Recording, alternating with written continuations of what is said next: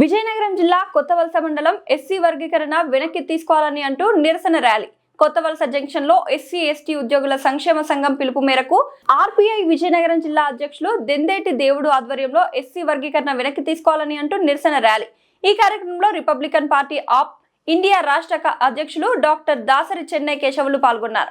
ఆయన మాట్లాడుతూ ముఖ్యమంత్రి చంద్రబాబు నాయుడు ఎస్సీలకు వ్యతిరేకం అంటూ ఎస్సీ వర్గీకరణ వెనక్కి తీసుకోవాలంటూ డిమాండ్ చేశారు. ఎస్సీ వర్గీకరణ విషయంలో ప్రభుత్వం మోసం చేసిందంటూ కొత్తవలస జంక్షన్ కూడలి నుంచి తహసీల్దార్ కార్యాలయం వరకు ర్యాలీ నిర్వహించారు. ఈ కార్యక్రమంలో రాష్ట్ర నాయకులు, విజయనగరం జిల్లా నాయకులు, కొత్తవలస మండలం నాయకులు తదితరులు పాల్గొన్నారు. కొత్తవలస సెంటర్ లో ప్రతి ఒక్కళ్ళు కూడా ఇంతమంది వ్యాపారాలు చేసుకుంటున్నా, ఇంతమంది ఉద్యోగాలు చేసుకుంటున్నా, అందరూ దానికి వ్యతిరేకంగా సుప్రీంకోర్టు తీర్పుకు వ్యతిరేకంగా మాలల్ని అణగదొక్కడమే లక్ష్యంగా పెట్టుకున్న మీ యొక్క ఈ వర్గీకరణ ఆజ్ఞలు కనుక వెనక్కి తీసుకోకపోతే ఈ ఉద్యమం ఇంకా ముమ్మరం కావడం ఖాయం.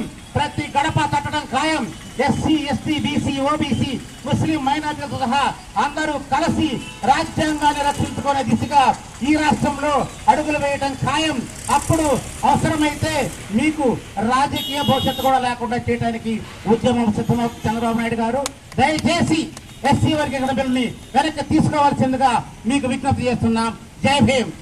వర్ధిల్లాలి మానవ ఐక్యత, కాపాడుకుందాం భారత రాజ్యాంగాన్ని, వ్యతిరేకించండి ఎస్సీ వర్గీకరణను. నా పేరు doctor Dasari Chennakesavulu, Republican party of India Andhra Pradesh రాష్ట్ర అధ్యక్షుడిని. ఈ యొక్క రాజ్యాంగ పరిరక్షణ యాత్ర కుప్పం నుండి ఇచ్చాపురం వరకు మాల ఉద్యోగుల సంక్షేమ సంఘం ఆధ్వర్యంలో పిల్లిపిల్లి అశోక్ బాబు గారి నాయకత్వంలో జరుగుతుంది.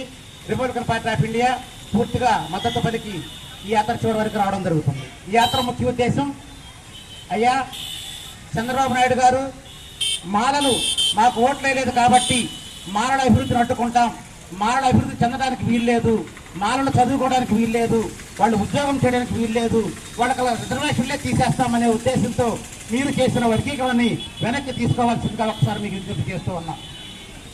సుప్రీంకోర్టు వెరీ క్లియర్ గా చెప్పింది. 565 పేజీల తీర్పులో 432 సార్లు మేము 341 ఆర్టికల్ ను సవరించకుండా వర్గీకరణ చెయ్యలేము అని చెప్పడం జరిగింది.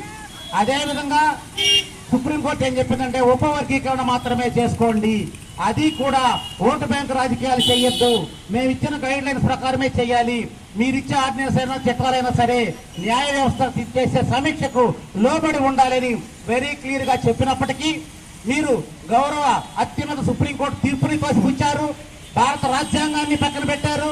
మీ ఇష్టారాజ్యంగా ఓటు బ్యాంకు రాజకీయం చేస్తూ మాకు మాలో ఓట్లే లేదని మీరు బాహాటంగానే చెప్తూనే వన్ మ్యాన్ కమిషన్ రిపోర్ట్ ఇవ్వకుండానే మేము వర్గీకరణ చేస్తున్నామని చెప్పారు. సుప్రీంకోర్టు తీర్పు రాకుండానే మీరు ఎన్నికల ప్రచారంలోనే మేము వర్గీకరణ చేస్తామని చెప్పారు. ఇదంతా కూడా ఓటు బ్యాంకు రాజకీయమే అని చెప్పేసి